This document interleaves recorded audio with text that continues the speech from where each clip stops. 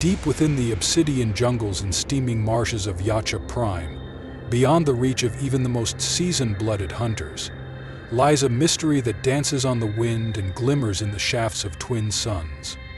A phenomenon more than a species. Yipsas. To the untrained eye, they are mere flickers of light, birds in a storm, fleeting apparitions. But to the Yautja, who have dominated countless galaxies, they are a living tapestry of terror and elegance.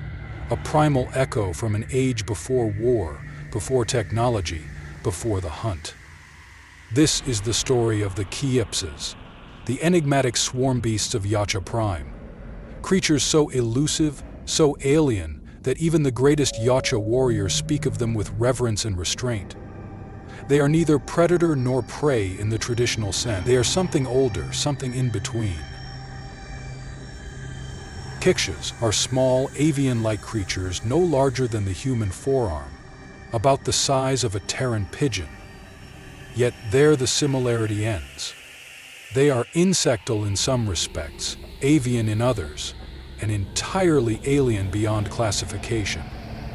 Their elongated skeletal bodies are covered in a mesh of translucent, scaled membranes that shimmer like oiled obsidian under the light of Yautja Prime's twin suns. Each creature has a hooked beak not unlike a bird of prey, lined with serrated edges designed to tear, grip, or perhaps communicate through clicking vibrations.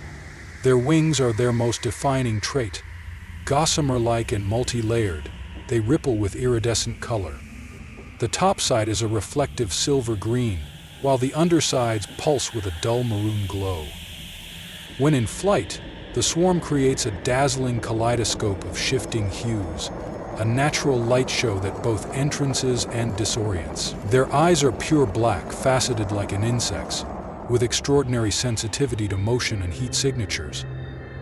Yipsas are said to navigate not just through visual cues, but also via a form of electroreception, detecting the bioelectric fields of other life forms. Internally, yipsas are even more peculiar. Dissections, rare and often discouraged by Yautja elders, reveal that they possess a dual-heart circulatory system, allowing for bursts of high-speed flight and sudden direction shifts.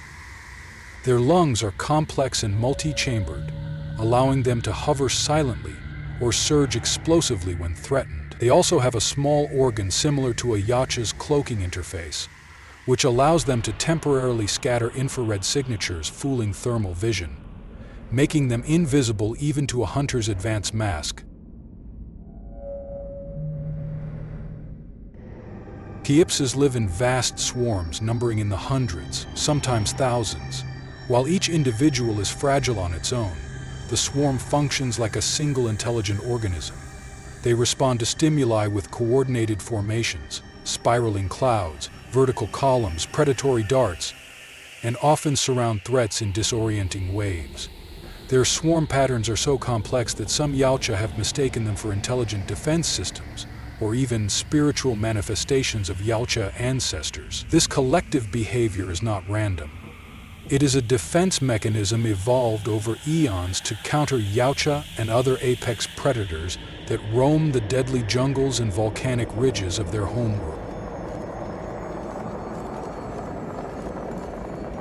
While yipsas are not carnivorous in the traditional sense, they feed on smaller insects, floating fungal spores, and sometimes the soft tissue of rotting megafauna.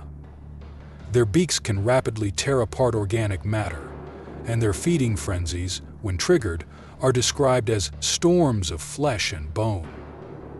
For this reason, even elder Yautja do not approach a feeding swarm. They are essential to the balance of Yautja Prime's ecosystems, spreading fungal seeds across the jungles and keeping the insect population in check.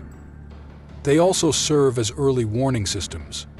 Their sudden silence or retreat signals the approach of something worse, whether a volcanic tremor, a massive predator, or an invisible interloper.